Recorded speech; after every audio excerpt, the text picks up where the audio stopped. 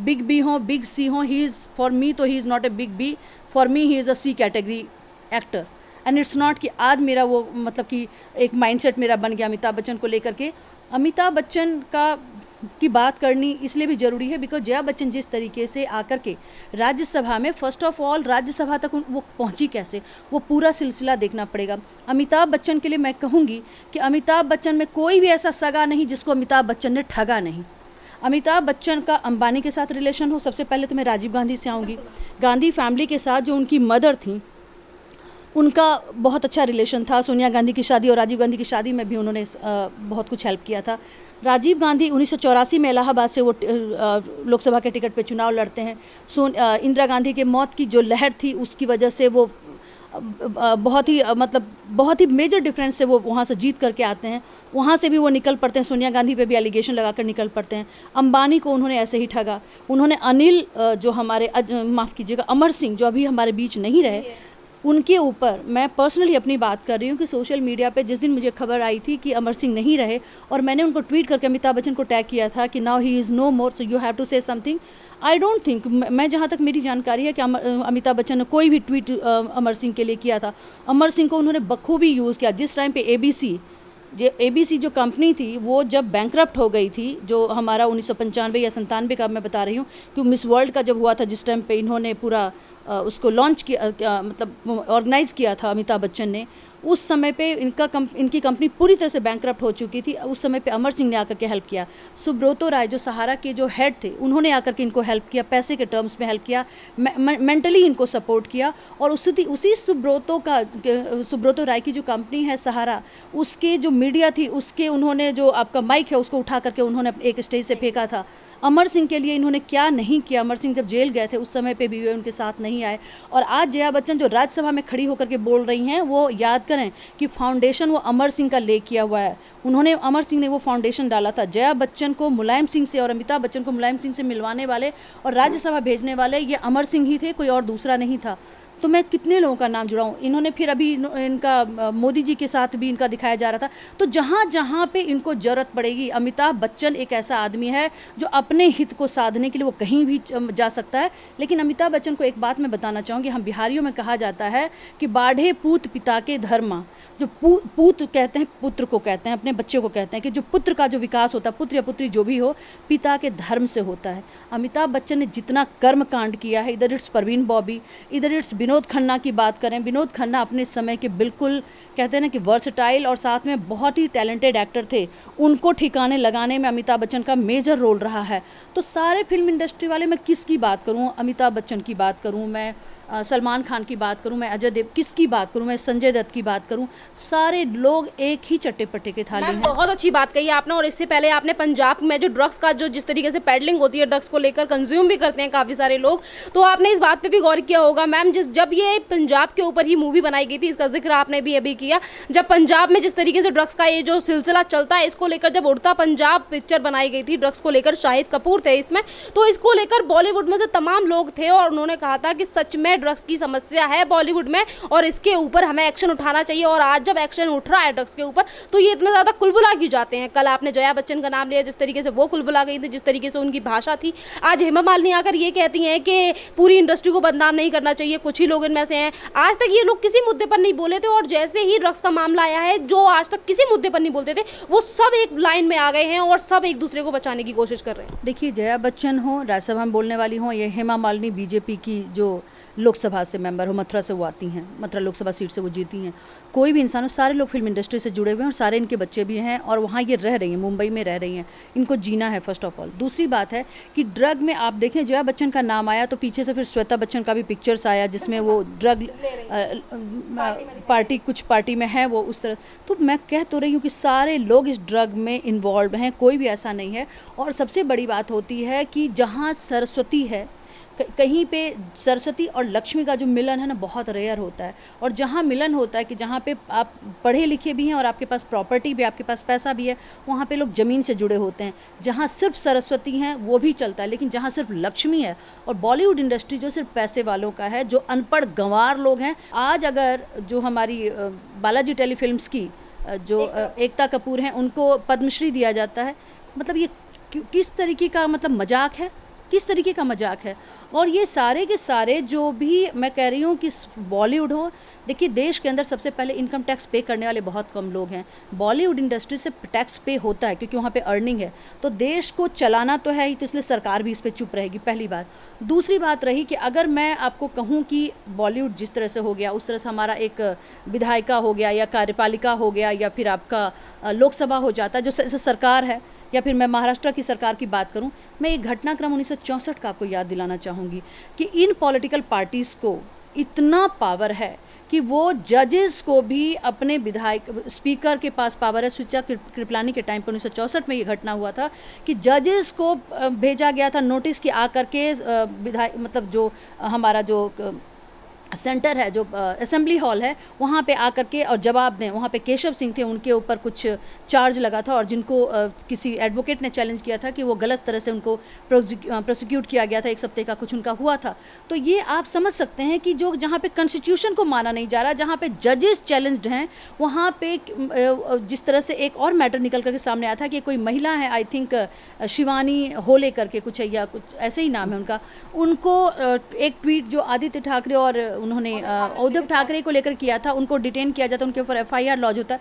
इसमें तो मुंबई पुलिस बहुत ही ज़्यादा क्विक रिस्पांस दिखाती है कि उनको फिर उसके बाद से उनको बग्गा के कहने के बाद से हमारे कहने के उसके बाद से उनको बेल मिला वहाँ से।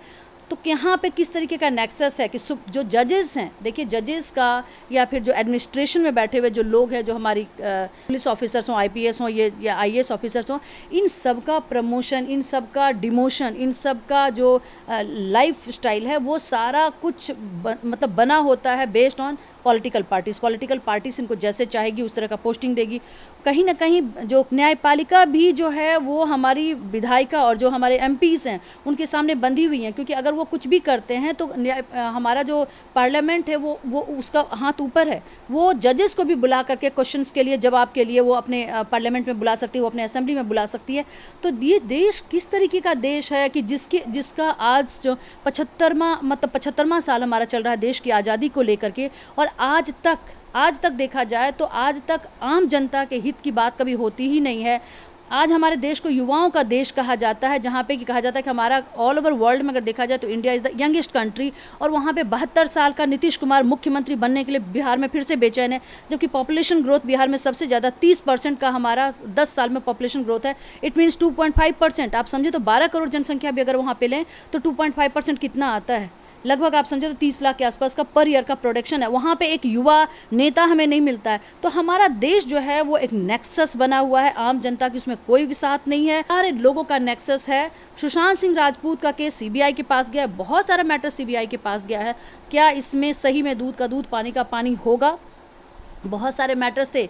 निर्भया का केस मैं कहना चाहूँगी, मैं थोड़ा बहुत जो स्टडी की हूँ कि निर्भया के केस में एग्जीक्यूशन हो जाता है 7-7.5 साल में, लेकिन बाकी केसेस में क्या शिवानी भटनागर का केस नहीं था, क्या नीतीश कटारा का केस नहीं था, क्या उसके ऊपर, क्योंकि वहाँ पे बैठे हुए जो अपोजिशन में बैठे हुए थे लोग, जो इन्होंने इस कार्य को क्रियान्वित किया था, वो लोग जो है बहुत ही सुपर पावर में बैठे हुए लोग हैं, इसलिए इसके ऊपर आज तक फैसला नहीं आया है। जबकि ये तो है हो गई मैम, ये तो हो गई पॉलिटिक्स की बात। जिस तरीके का आपने निर्भया का नाम लिया, उसमें जस्टिस काफ़ी टाइम बाद मिला और वो भी इसीलिए मिल गया। बस देखिए, अगर पार्टी की बात करें, पॉलिटिक्स की बात करें, तो आपको भी पता है कि निर्भया के केस को भी रोकने की कोशिश और उन दरिंदों को बचाने की कोशिश कई बार की गई, चाहे वो आम आदमी पार्टी हो या फिर कुछ और वकील हो। मैम अब इन चीज़ों से हटके मैं बॉलीवुड के उन लोगों के बारे में आपसे एक लास्ट क्वेश्चन पूछना चाहती हूँ। तो आज तक इस ड्रग्स को, नशे को छोड़ने की लत में, मतलब दिखाई नहीं देता कि वो इस ड्रग्स को छोड़ेंगे भी या नहीं, और वो ड्रग्स को तो छोड़ना नहीं चाहते पर कंट्री छोड़ने के बहुत ज़्यादा मूड में है और दिखाई दे रहे हैं भागते हुए। देखिए, ड्रग जो है ना, सबसे पहले आप ड्रग समझे कि कोई इंसान अगर ड्रग लेता है तो क्यों लेता है और ड्रग का इफेक्ट बॉडी पे क्या होता है, या ड्रग या फिर आप वाइन लेते हैं, कोई भी ऐसा ड्रग एक ऐसा चीज़ है जो मतलब माइंड के अंदर वो एक ऐसा सेल्स क्रिएट करता है जिसके अंदर ना आपको बहुत ही खुशी सा फील होता है। मतलब आप ना आम जो प्रैक्टिकल है, जो मतलब एक्चुअल जो सिचुएशन, उससे आप कहीं हट करके आप मतलब एक अच्छा सा फीलिंग आता है आपको, इसलिए लोग ड्रग्स की बात करते हैं। ड्रग्स वो लोग लेते हैं जो आर्टिफिशियल खुशी ढूंढते हैं, जिनका परिवार, जिनका समाज में कोई भी मतलब अपना ना हो, जिसके साथ वो अपनी खुशी को, अपने दुख के, अपने दर्द को बांट सकें, वो इस तरीके के लोग ड्रग्स लेते हैं। पहली बात मैं कहना चाहूँगी ड्रग को लेकर के। दूसरी बात, कंट्री छोड़ने की जहाँ तक बात है, तो आप देखिए ना, आलिया भट्ट की बात करें आप, या फिर आप दीपिका पादुकोण का मुझे जानकारी नहीं है सर, अक्षय कुमार हैं, अच्छा वो जा चुकी हैं, लेकिन अक्षय कुमार हैं, जैसे आलिया भट्ट हैं, ये लोगों को सिटीजनशिप इंडिया का है ही नहीं, ये लोग को इंडिया का सिटीजनशिप नहीं है, तो किसी भी टाइम पे बाहर जा सकते हैं और इनके पास पैसा है, सरकार इनको रोक भी नहीं पाएगी। लुकआउट नोटिस भी इनके लिए जारी नहीं करेगी, क्योंकि सरकार की जो मजबूरी है वो भी हमें पता है। और तो सरकार किस तरह से, और मुझे लगता है कि मोदी जी की सरकार में, मोदी जी के टॉप पे रहते हुए अगर चीज़ें सुधर नहीं पाई तो इस देश का 75 साल में जो बुरा हाल हुआ है, तो फिर से इस देश को लोग अंग्रेजों को ही सौंपते, शायद वो ढंग से चला पाएँ। तो मैं चाहूँगी कि मोदी जी की सरकार है, मोदी जी शीर्ष पे बैठे हुए हैं और उनके कार्यकाल में अगर चीज़ें सुधरती नहीं हैं तो फिर इस पृथ्वी का, जो कहते हैं भारतवर्ष, जो ये हमारी धर्म भूमि है, जो हमारी पुण्य और कर्म भूमि है, इसका ऊपर वाला ही मालिक है। जिस तरह से हम आज भी मंदिरों के ऊपर ही ज़्यादा भरोसा करते हैं हॉस्पिटल्स को छोड़ करके, तो भगवान ही इसे बचाएगा अगर मोदी जी ना बचा पाए तो। क्योंकि मोदी जी के अलावा मुझे कोई भी ऐसा नेता नहीं दिखता है जिसको कि अपना हित नहीं साध करके वो दिन रात देश के हित की बात कर रहा है। आज जीडीपी गिर रहा है तो लोग नीतीश की तरफ, माफ़ कीजिएगा, मोदी जी की तरफ देखते हैं। क्या स्टेट से जीडीपी का फॉर्मेशन नहीं होता है? क्या स्टेट का क्या रोल है उसमें? कौन देखेगा स्टेट का? कोई भी स्टेट का मुद्दा को नहीं उठाता। सीएजी की जो भी रिपोर्ट आती है, सेंट्रल की सभी बात करते हैं, स्टेट की बात क्यों नहीं होती है? स्टेट में किस तरीके का फंड जा रहा है, किस तरीके का? बिहार में 90% ऑफ द फंड जो है आपका, अगर आप देखें तो वो फंड आपका सस्पेंस अकाउंट में है। वर्ल्ड बैंक की अरबों खरबों की फंडिंग है। वर्ल्ड बैंक की फंडिंग की क्यों जरूरत पड़ती है? देश के संसाधनों को आप गिरवी रख रहे हैं। अगर आप वर्ल्ड बैंक से फंड ले रहे हैं तो वर्ल्ड बैंक ग्रांट नहीं दे रहा है आपको। तो इन चीज़ों को पढ़िए, समझिए, इकोनॉमी के बारे में पढ़िए, समझिए। प्रश्न उठाने से पहले इतना ध्यान रखिए कि आपका क्या रोल रहा है देश के हित के लिए। आप जीडीपी में अगर योगदान नहीं दे पा रहे, अगर आपका 2.5% में लोगों में इंक्लूडेड नहीं है जो टैक्स पे कर रहे हैं, तो आप किस तरीके का योगदान देश को लेकर के दे सकते हैं? देश को लेकर के देने का मतलब है कि आप आने वाली पीढ़ी को आप फाइनली क्या सौंप कर जाना चाहते हैं। हम सबों को वो देखने की ज़रूरत है। और हर युवा से मैं आग्रह करूंगी कि युवा की जो शक्ति है वो एक समुद्र के, जो कहते हैं ना, वेव्स की तरह है। अगर वो उफान लेगी तो बहुत कुछ बदल सकता है और वो उसको अपने टॉप के वेवलेंथ पे आकर के, और उसको कहते हैं ना कि देश में बदलाव लाना होगा। 75 साल देश की आज़ादी को हो चुका है, चीज़ें वर्स्ट की तरफ जा रही है, सुधरने का नाम नहीं ले रही हैं। देश के युवा से और देश के बुजुर्गों से आग्रह कि अपने नेक्स्ट जनरेशन को क्या सौंप कर जाएंगे, एक बार ज़रूर सोचें। धन्यवाद मैम। नमस्कार, स्वागत है आपका हमारे चैनल प्यारा हिंदुस्तान पे। आप सभी जानते हैं कि दिशा सालियान और सुशांत सिंह राजपूत की मौत के मामले में हर रोज नए खुलासे हो रहे हैं और नई नई बातें निकलकर सामने आती हैं। और कल ही नीतीश राणे ने ये कहा था कि दिशा सालियान की जो मौत हुई थी 8 तारीख को, उस दिन कोई ना कोई बड़ा नेता उस पार्टी में मौजूद था। और आज भी नीतीश राणे ने गृह मंत्री अमित शाह को चिट्ठी लिख दी और उन्होंने कहा है कि जिस तरीके से दिशा सालियान का मंगेतर यानी कि रोहन राय चुप है इस मामले को लेकर और वो फरार घूम रहा है, तो उसके ऊपर किसी न किसी पार्टी का दबाव है, इसीलिए इस मामले में वो कुछ नहीं कह रहा। और इसमें 2 बड़ी बातें और हैं कि सुशांत सिंह राजपूत के कॉलेज के दोस्त, चाहे फिर वो वरुण कुमार हो और या फिर सुनील शुक्ला, उन्होंने भी कहा है कि सुशांत सिंह राजपूत को जस्टिस मिलना चाहिए क्योंकि वो डिजर्व करते हैं। और वहीं पर सुनील शुक्ला जो कि दोस्त हैं, और उन्होंने भी यही कहा है कि दिशा सालियान, उन्होंने भी अपनी चुप्पी तोड़ के उन्होंने भी कहा है कि दिशा सालियान और सुशांत सिंह राजपूत की हत्या हुई थी। तो इसी पे हमारे साथ बात करने के लिए मौजूद हैं कुमकुम भारद्वाज मैम, और इनसे इसी मुद्दे पे बात करेंगे। मैम, जिस तरीके से नए नए खुलासे हो रहे हैं सुशांत सिंह राजपूत और दिशा सालियान के मौत के मामले में, तो आज जिस तरीके की चीजें सामने आई हैं, आप जो नीतीश राणे ने गृह मंत्री अमित शाह को जो चिट्ठी लिखी है, क्या कहना चाहोगे? दिशा सालियान और जहाँ तक सुशांत सिंह राजपूत के केस का, क्योंकि दोनों का केस ही अगर देखा जाए कायदे से बहुत ही माइक्रो लेवल पे, तो ये दोनों ही मर्डर दिखता है, इट्स नॉट ए सुसाइड। और दोनों के केस में ही दिशा हो या सुशांत, दोनों के केस को ही सुसाइडल की बात कही गई है। अगर नीतीश राणे को इन सारी बातों के बारे में जानकारी है तो वो आकर के अमित शाह को चिट्ठी लिखने से come it's more than 2 and approximately 3 महीने होने को जा रहा है। आज आपका 16 तारीख है, इट्स मोर देन 3 मंथ्स। तो 3 महीने के अंदर वो क्या कर रहे हैं? वो उनके पास अगर तथ्य हैं तो अमित शाह को सिर्फ चिट्ठी ना लिखें, उसके साथ वो तथ्यों के साथ चिट्ठी लिखें, because he is a political person. तो हम तो नीतीश राणे को ऐसे ही समझेंगे कि वो पॉलिटिकल अपना छवि चमका रहे हैं, unless and until he comes with something, some very evident thing. कुछ उनके पास अगर इस तरीके का तथ्य है, उस तरह से तो संजय निरुपम ने भी बोला कि मेरे साथी था, संदीप सिंह के बारे में उन्होंने जिक्र किया।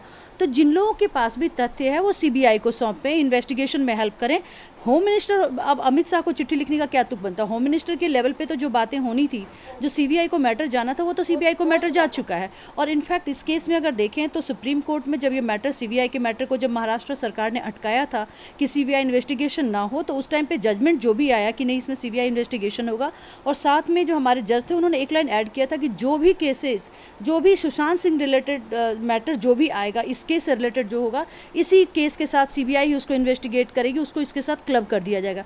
तो नीतीश राणे अमित शाह को लिखने की बजाय वो गोल गोल घुमाए ना, चक्री में ना घुमाए लोगों को, अननेसेसरली पॉलिटिकल अपना एजेंडा स्पेसिफिक मतलब उसको टारगेट ना करें, रैदर वो सीबीआई को सबमिट करें पेपर। सीबीआई की पूरी टीम महाराष्ट्र में है और वो खुद भी महाराष्ट्र से आते हैं, तो सीबीआई को हेल्प करें इसमें। और मैम कल इन्होंने, ये नीतीश राणे ने ये कहा था कि जो दिशा सालियान का बॉयफ्रेंड था, यानी कि जो होने वाला मंगेतर था, उस लड़के को काफ़ी सारी चीज़ें पता हैं और इसीलिए वो फरार घूम रहा है क्योंकि किसी ना किसी का दबाव है उसके ऊपर। देखिए ये तो सही बात है, ये तो सही बात है कि जो सुसाइडल केस बताया गया था, रोहन राय उनके जो फियांसी हैं उनका नाम है, तो सीबीआई को जहाँ तक आप देखें कि सीबीआई का रिसेंटली एक मैटर पे आया भी है कि सारी चीज़ें मीडिया ट्रायल में जा रही हैं, तो ऐसा नहीं है, मतलब मीडिया ट्रायल में सारी बातें खुल करके सीबीआई में जो चल रहा है वो नहीं आ रही हैं, फर्स्ट ऑफ ऑल तो मुझे ये कहना है। दूसरी बात है कि रोहन राय की जहाँ तक बात है, जो भी उनके मंगेतर हैं, वो डेफिनेटली सीबीआई वहाँ तक पहुँचेगी, इसमें कोई शक नहीं है। हाँ, हम आम जनता के लिए जो रोहन राय का नाम सुन रहे हैं, ये नई चीज़ जरूर हो सकती है कि नीतीश राणे ने एक नया नाम बोला।